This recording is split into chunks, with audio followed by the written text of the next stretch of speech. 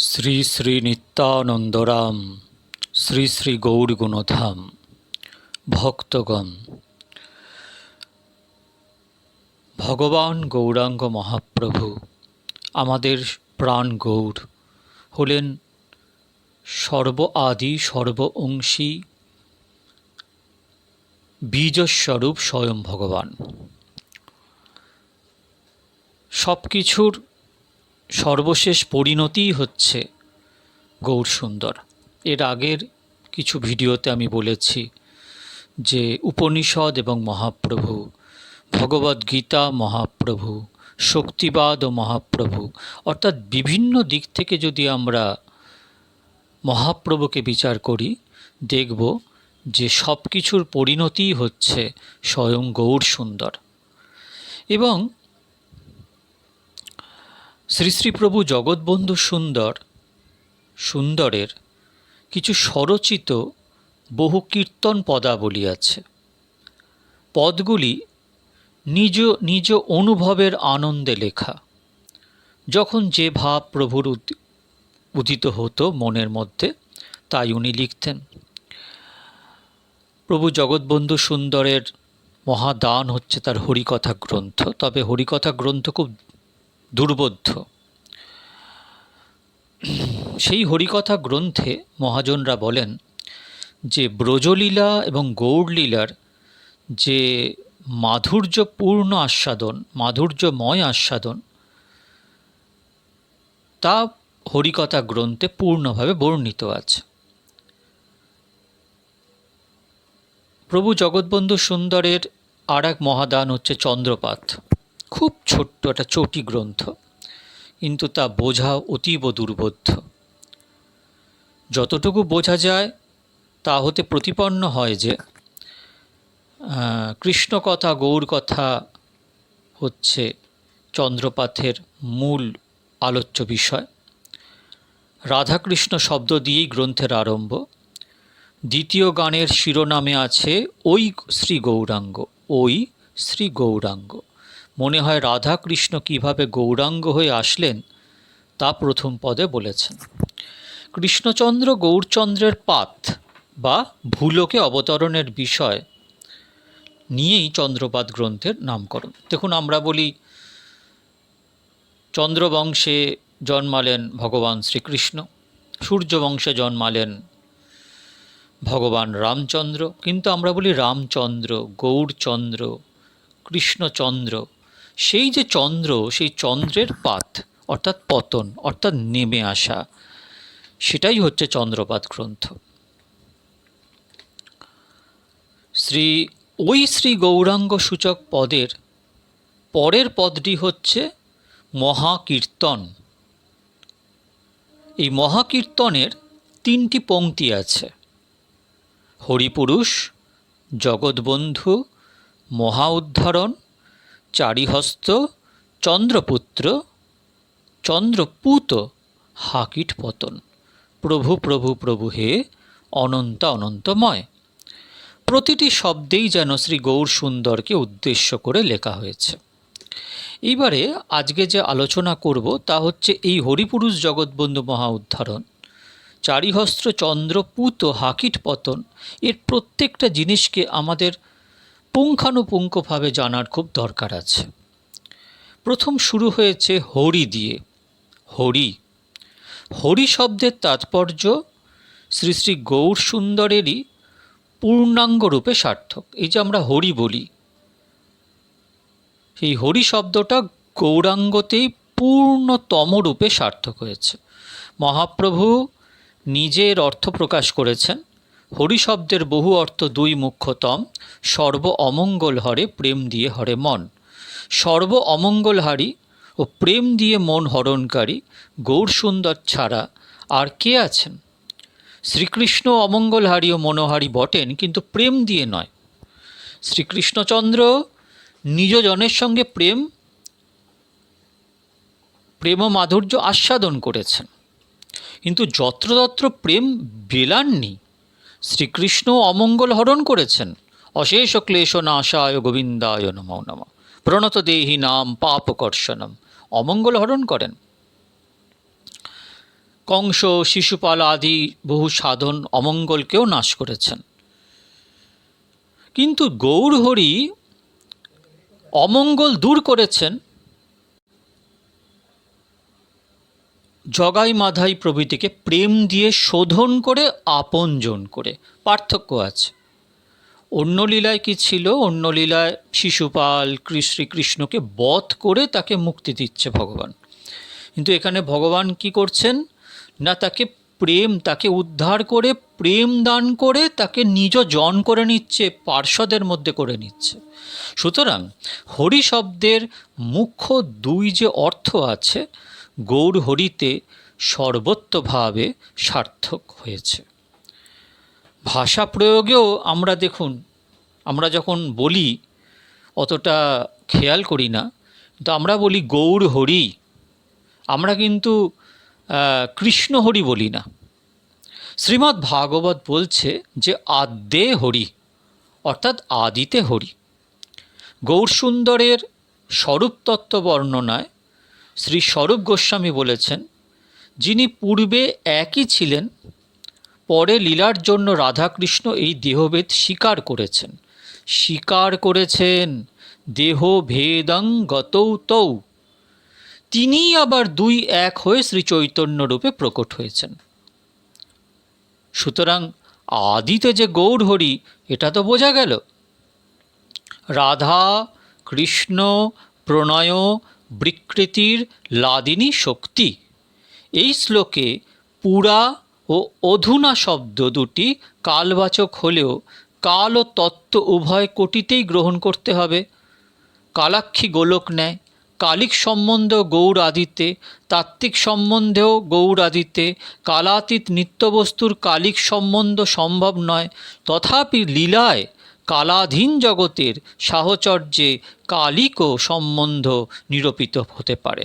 বস্তুতপক্ষে কৃষ্ণলীলা গৌরলীলা বীজ অঙ্কুরবৎ। গৌরতত্ত্ব হতেই রাধাকৃষ্ণের প্রকাশ ও রাধাকৃষ্ণের তত্ত্ব হতেই গৌরের প্রকাশ।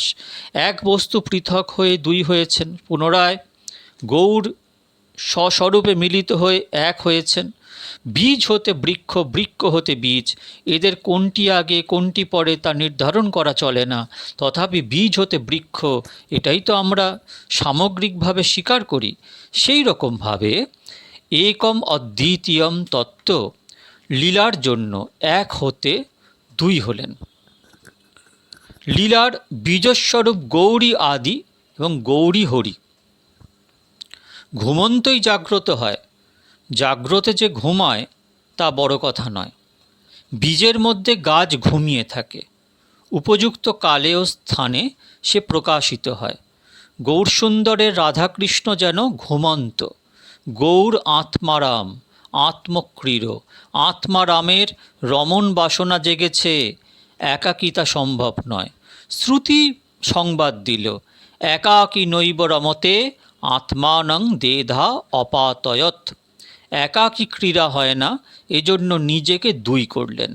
একই গৌর দুই হলেন রাধা কৃষ্ণরূপে।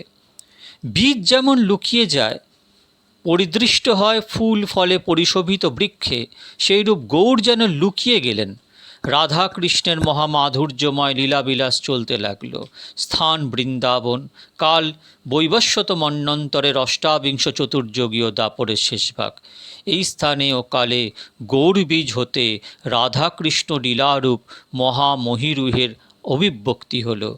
আদিতত্ত্ব গৌরস্বরূপে রাধাকৃষ্ণ অপ্রকট, বৃন্দাবনে সুপ্রকট। অতএব শ্রী ভাগবতের আদ্যে হরিপদে গৌর হরি লক্ষ্মীভূত।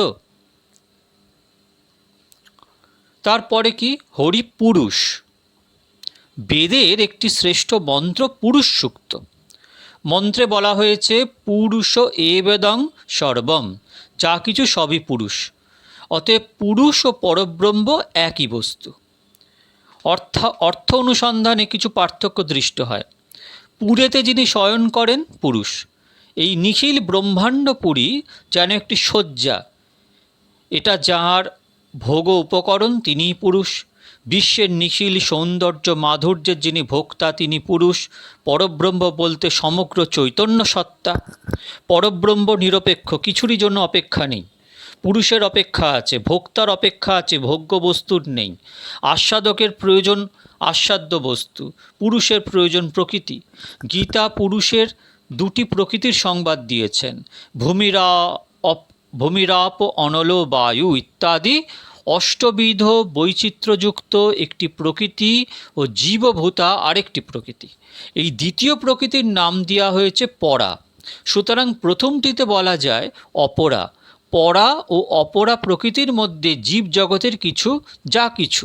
সুতরাং ভগবানই একমাত্র পুরুষ, নিখিল জীবজগৎ সকলই প্রকৃতি। তাহলে দেখুন, বন্ধু সুন্দর বলছেন যে কালেও কখনো নিজেকে পুরুষ অভিমান করো না। এই জগতে পুরুষ একমাত্র ভগবান, ভগবানই পুরুষ, বাদ বাকি সব চরাচর বিশ্বজগতে যত জীব দেখছো সব প্রকৃতি। নিখিল বিশ্বজগতের, নিখিল জীবজগতের ভোক্তা শ্রী ভগবান। আবার জীবে শ্রী ভগবানের ক্ষুদ্র অংশত্ব বিধায় জীব ও তার নিজ রাজ্যের মধ্যে ভোক্তা। এই জন্য জীবতত্ত্বকে সাংখ্যাদি শাস্ত্র পুরুষ বলেছে। অসংখ্য জীব, এজন্য পুরুষও অসংখ্য। মূল ঈশ্বর পুরুষ ও অগণিত জীব পুরুষের মধ্যে পাছে ভাবনার বিভ্রান্তি ঘটে। এই হেতু গীতায় শ্রী ভগবান নিজেই নিজেকে পুরুষোত্তম বলে ঘোষণা করেছেন। তিনি উত্তম পুরুষ, জীব অধম পুরুষ। উত্তম ও অধম পুরুষের পার্থক্য এই যে যিনি উত্তম তিনি স্বাধীন ও স্বয়ংপূর্ণ, অধম যিনি পুরুষ ঈশ্বরের অধীন ও অপূর্ণ। সূর্য চন্দ্র আলোক দান করে। সাধারণ মানুষ চন্দ্র সূর্যকে এক পর্যায়ে দেখে, কিন্তু বিজ্ঞানবিদ জানেন যে সূর্য ও চন্দ্র এক পর্যায়ের নয়। পৃথিবী সূর্যের অধীনে এবং পৃথিবীর অধীন চন্দ্র। পৃথিবী সূর্যকে পরিক্রমা করে 1 বৎসর ধরে, চন্দ্র পৃথিবীকে পরিক্রমা করে 1 মাস ধরে। সূর্যই আলোকের উৎস, চন্দ্রের নিজস্ব কোনো আলো নেই, সূর্যের আলোকেই আলোকিত। শ্রী ভগবান যে পুরুষ এবং তুমি আমি জীব আনন্দহীন দুঃখী। যেটুকু আনন্দের রশ্মিরেখা শ্রী ভগবান হতে জীবের গায়ে ঠিকরিয়ে পড়ে, সেইটুকু নিয়েই তার সুখ ও আনন্দের সংবেদন। এই পার্থক্যটুকু সুস্পষ্ট করবার জন্যই যেন শ্রী ভগবান পুরুষোত্তম বলে ঘোষণা করেছেন। গীতায় পুরুষোত্তমের নিজ কার্য হল লীলা। এই লীলার সংবাদ শ্রী ভাগবতে। শ্রী ভগবানের যে স্বরূপ জগৎ ও জীবরূপ ভোগ্যবস্তু নিয়ে থাকেন তিনি মহাবিষ্ণু নারায়ণ, আর যে স্বরূপ আপনার মাধুর্যের বিলাস পরায়ণ তিনি শ্রীকৃষ্ণ। জীবশক্তি জগৎ শক্তির সঙ্গে যিনি ক্রীড়াপরায়ণ তিনি নারায়ণ। স্বরূপ শক্তির লাদিনীর সঙ্গে যিনি আস্বাদনে নিমগ্ন তিনি শ্রীকৃষ্ণ। জীব ও জগতের সত্তা পরিণাম বিশিষ্ট, লাদিনী শক্তির বিলাস অপরিণামী। এই জন্য লাদিনী বিলাসী শ্রীকৃষ্ণই প্রকৃষ্টরূপে পুরুষ পদবাচ্য। পুরুষ ভোক্তা, প্রকৃতি ভোগ্য, শ্রীকৃষ্ণ আস্বাদক, শ্রী রাধা আস্বাদ্য। আস্বাদক আস্বাদ্যের ওপর নির্ভরশীল, ভোক্তা দ্বারা ভোগ্যবস্তু নিয়ন্ত্রিত। ভোগ্যবস্তুর বৈচিত্র্যের উপর নির্ভর করে ভোক্তার বিচিত্রতা। এক পরম তত্ত্ব রাধা ও শ্রীকৃষ্ণ রূপে ভেদপ্রাপ্ত হওয়ায় শ্রীকৃষ্ণের পূর্ণতা রাধায়, রাধার পূর্ণতা শ্রীকৃষ্ণে পর্যাপ্ত। রাধাকৃষ্ণ তত্ত্ব তো অভিন্ন হয়েও লীলার তরে স্বেচ্ছায় দেহভেদ স্বীকার করেছেন। সুতরাং শ্রীকৃষ্ণের পুরুষ স্বরূপতা তাহা হতে পৃথক, অপর এক সত্তার উপর নির্ভরশীল। এই নির্ভরশীলতা ঘুচে গেলেই শ্রীকৃষ্ণের পুরুষ স্বরূপতা পূর্ণাঙ্গ হয়, কিন্তু তা ঘোচবার সম্ভাবনা দেখা যাচ্ছে না। আস্বাদ্য ছাড়া আস্বাদকের স্থিতি অসম্ভব। সুতরাং পুরুষ রূপে আস্বাদ্য বস্তুত্তরে অপেক্ষা নিত্যকালই থাকবে। আস্বাদ্যহীন আস্বাদক পরিকল্পনা করাও অসম্ভব, কিন্তু এই অসম্ভবও সম্ভব হয়েছে আস্বাদ্যবিহীন হয়ে নয়, আস্বাদ্য আস্বাদকের একাত্মতায়। পূর্ণ পুরুষ শ্রী গৌর এখন আস্বাদ্য কবলিত আস্বাদক।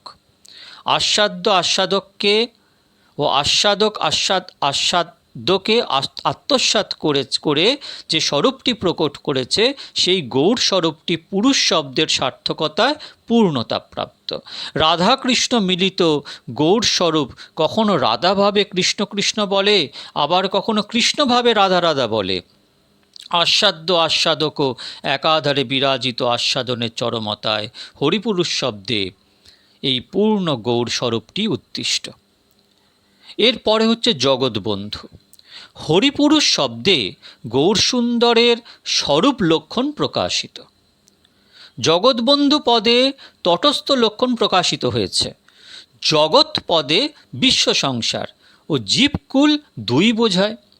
জীব ও জগৎ দ্বারা ঈশ্বরের পরিচয় প্রকাশকে তটস্থ লক্ষণ বলে। যা হতে জগৎ এসছে, যাতে স্থিত আছে, যার দিকে চলেছে, তিনি ব্রহ্ম। যত বা ইমানি ভূতানি জায়ন্তি। বেদান্ত দর্শনে এটাই ব্রহ্মের তটস্থ লক্ষণ। বেদান্তের এই তটস্থ পরিচয় অপেক্ষা তিনি জগতের বন্ধু, জগৎ বন্ধু এই পরিচয় গভীরতর। কুম্ভকার ঘট সৃষ্টি করে, মেষপালক মেষ পালন করে, কাঠুরিয়া বন নাশ করে। শ্রী ভগবানের সৃষ্টি পালন নাশ এই রকম নয়। তিনি বন্ধু, আপনজন, পরম প্রিয়। প্রিয়ত্ব স্বভাবটি তার সৃষ্টি স্থিতি বিনাশ আদি সর্বকর্মে পরিব্যাপ্ত। সৃষ্টি, সংসার, ব্রহ্মপুরুষের কেশ নোক আদির মতো এটা শ্রুতিতে উক্ত হয়েছে। তার তাৎপর্য, কেশ যেমন দেহ হতে বিচ্যুত হলে বিনষ্ট হয়, সৃষ্টিও তা হতে বিযুক্ত হয়ে থাকতে পারে না। কেশ নখের বিচ্যুতি মানবের বেদনার কারণ হয় না, কিন্তু জগৎজীবের ঈশ্বর হতে বিচ্যুতি ঈশ্বরের ব্যথার কারণ হয়, কারণ তিনি জগৎজীবের বন্ধু। ত্যাগ ও সহন হচ্ছে বন্ধু। যিনি ত্যাগ বা বিয়োগ সহ্য করতে পারেন না, তিনি বন্ধু। এই জন্য জীব তা হতে বিচ্যুত হলে তিনি বেদনার্ত হন। গৌর হরি জগতের বন্ধু হই, জগৎ জীবের জন্য ক্রন্দন করেন।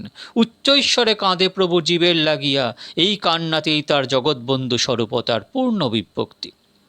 ভগবান যেমন জীবের জন্য কাঁদেন, সেই রকমভাবে যারা পরিকর, নদিয়া নাগরী সবাই, বা যত নদিয়া নাগরী আছেন সবাই একে অপরের বিরহে কাঁদে।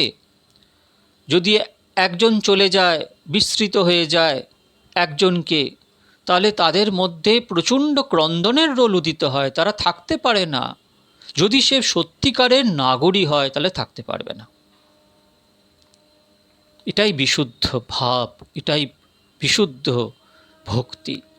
তাই জন্য রামচন্দ্র সঙ্গমাগে নরোত্তম দাস। বন্ধুর কাজ হচ্ছে বন্ধন করা। বন্ধুর কাজ হচ্ছে খুলে ফেলে দেওয়া নয়, ছুঁড়ে ফেলে দেওয়া নয়, ত্যাগ করা নয়। বন্ধুর কাজ হচ্ছে বন্ধন করা।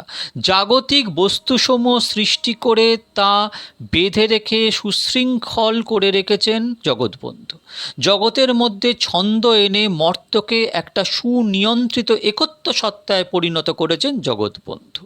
বন্ধুত্ব থাকলেও জগৎ একত্বমণ্ডিত, এর কারণ জগৎ ঈশ্বরের বন্ধুত্ব। শ্রুতি তাকে বন্ধু বলে নির্দেশ করেছেন। ভগবদ্গীতায় অর্জুনকে ভগবান বলেছেন, আমাকে সকলে সুহৃদ বলে জানলেই শান্তি লাভ করবে। সুহৃদ সর্বভূতানাম জ্ঞাত্বা মাং শান্তি মৃচ্ছতি। তিনি বন্ধু, এটা অনুভব হলেই শান্তি। বন্ধুর কার্য করলেন সাধন। ভগবানের থেকে বড় বন্ধু নেই। তমেব মাতা চ পিতা তমেব, তমেব বন্ধুশ্চ সখা তমেব। পুত্র, ঐশ্বর্য, মান, দান জীবের প্রকৃত কল্যাণ হয় না। ভক্তি লাভেই জীবের প্রকৃষ্ট কল্যাণ হয়। কপিলা আদি অবতার রূপে ভক্তিতত্ত্ব জানায় তিনি জগতের বন্ধুর কাজই করেছেন।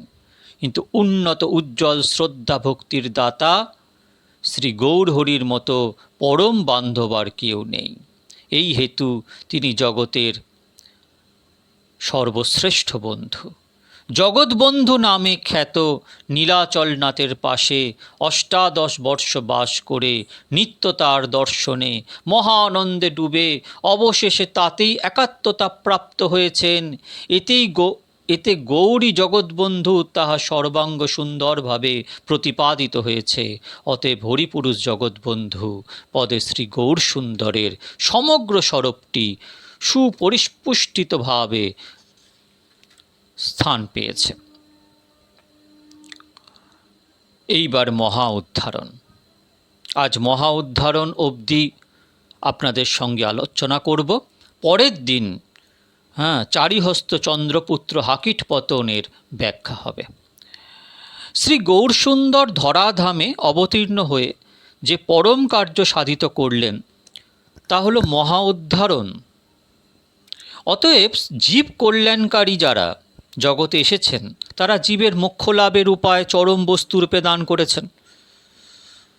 আর্য ঋষিগণের স্বরদর্শনের লক্ষ্য মুক্তি বা মোক্ষ। মোক্ষ, মুক্তি, কৈবল্য, নির্বাণ প্রভৃতি প্রায় একই রকম ভাষা, সব একই রকম মানে। প্রাচীনকাল হতে এটাই সাধ্য বস্তুরূপে নিরূপিত। কিন্তু গৌরসুন্দর যে ধন আনলেন জীবের জন্য তা মোক্ষ বা মুক্তি নয়, তিনি দিলেন প্রেম ও সম্পদ। এই প্রেম সম্পদ চারি যুগে লুকিয়েছিল। ভগবান শ্রীকৃষ্ণ নিজেদের মধ্যে সেটাকে আস্বাদন করেছেন, দান করেননি কোথাও। মুক্তি দান করেছেন, প্রেম দান করেননি। মুক্তি এককভাবে একজনের হতে পারে, মহা উদ্ধারণ সমষ্টিগতভাবে সকল জীবের মহাকল্যাণ রূপ কৃষ্ণ ভক্তি ঘটাতে পারে। এককে বাদ দিয়ে অপরের মুক্তি সম্ভব, কিন্তু একজনকেও বাদ দিয়ে মহা উদ্ধারণ সম্ভব নয়। রাষ্ট্রীয় স্বাধীনতা যেমন কোনো দেশের একজনকে বাদ দিয়ে আর একজনের হতে পারে না, মহা উদ্ধারণ সেইরূপ সমগ্র জাতির এককালীন উদ্ধার কাজ। মহা উদ্ধারণ হলে সমগ্র মানব জাতি এক ধাপ এগিয়ে যাবে। দৈবী ভাব নিয়েই মানুষ জন্মগ্রহণ করবে। প্রতিটি মানুষের দিব্য জীবন লাভই মহা উদ্ধারণ। এই মহা উদ্ধারণ ব্রত নিয়েই গৌরহরি এসেছেন। শ্রী চৈতন্য চরিতামৃতে ধৃত তাঁর প্রতিজ্ঞা বাক্য, চারিভাব ভক্তি দিয়া নাচাইম ত্রিভুবন। মুক্তি লাভে দুঃখ নাশ হবে ঠিক, কিন্তু মহা উদ্ধারণে দুঃখ নাশ, জীবপ্রেম, ভগবৎ সেবা প্রাপ্তিতে আনন্দ লাভ ও জীবনের পরিপূর্ণতা হবে। প্রকৃত কল্যাণকামী সকল সমাজ, রাষ্ট্র, বিশ্ব সংস্থার লক্ষ্য হয়ে হওয়া কর্তব্য এই মহা উদ্ধারণ। শ্রী গৌরহরি ও তার পরিকরগণ মহা উদ্ধারণ রূপ মহাকল্যাণের সোপান প্রদর্শন করেছেন। গৌরসুন্দর যে মহা উদ্ধারণ তা প্রভু জগৎবন্ধু তার পদাবলীর মধ্যে ব্যক্ত করেছেন। হা গৌরাঙ্গ মহাপ্রভু মহা উদ্ধারণ, পতিত নিস্তার করো জীব অকিঞ্চন। উহার দোষ কি প্রভু তোমার দয়া দেখি। জীবগণের পক্ষ নিয়ে প্রভু জগৎবন্ধু গৌরহরির নিকট প্রার্থনা জানিয়েছেন, হে গৌরাঙ্গ, তুমি মহা উদ্ধারণ। জীবকুলকে তোমার দয়া করতেই হবে। দোষী বলে জীবকে তুমি বঞ্চিত করতে পারবে না। তুমি মহা উদ্ধারণ অবতার। জীব অতি ক্ষুদ্র, এজন্য তুমি তার দোষ গ্রহণ করতে পারো না। তুমি কৃপা দৃষ্টিপাত করো, জীব প্রতি করো প্রভু শুভ দৃষ্টিপাত। প্রভু জগৎবন্ধু একটি ভোগ আরতি কীর্তন পদে গৌরসুন্দরকে মহা উদ্ধারণ বলেছেন। ভোগ হবার পর গৌরহরিকে আনন্দে শয়ন করিয়েছেন। শয়নের অবস্থাটি এইরূপ: কোরক পালঙ্কে অঙ্কে প্রিয় স্বরূপ, চরণ সেবন বাসু ভূগর্ভরূপ, জয় জয় মহালস জীব ভজন, বন্ধু বুদ্ধি খাঁ ঋদ্ধি। মহা উদ্ধারণ পদটির অর্থ এইরূপ: পালঙ্কে ফুলের কলিকা ছড়ানো আছে, তাই বলেই কোরক পালঙ্কে। প্রিয় স্বরূপের কোলে ঘুমিয়ে পড়েছেন মহাপ্রভু, অঙ্কে প্রিয়স্বরূপ। বাসু ঘোষ ভূগর্ভ রূপ গোস্বামী চরণ সেবা করছেন। নিদ্রিত গৌরসুন্দরের অবস্থাটিকে মহালস বলা হয়েছে। ব্রজের নিভৃত নিকুঞ্জে গাঢ় মিলনময় রাধাকৃষ্ণের শয়ন বিলাসকে অলস রস বলা হয়েছে। অলস রসে মিলনের গাঢ়তায় গৌরাঙ্গ স্বরূপ উভয় যেন একাঙ্গ। এজন্য নিদ্রিত গৌরসুন্দরকে মহালস বলা হয়েছে। এই স্বরূপটি জীবের পরম ভজনীয় সামগ্রী। রাধাকৃষ্ণের প্রেম কেলি জীবের সর্বশ্রেষ্ঠ ভজনের ধন। এই পরম কেলির পরম রূপ হচ্ছেন গৌরহরি। শেষ পংক্তিতে ভণিতায় বন্ধুসুন্দর বলেছেন যে তার বুদ্ধিতে এই মনে আসে যে মহালস গৌরহরি জগতের সর্বশ্রেষ্ঠ সম্পদ। খাঁ অর্থ পৃথিবী, ঋদ্ধি অর্থ সর্বশ্রেষ্ঠ সম্পদ।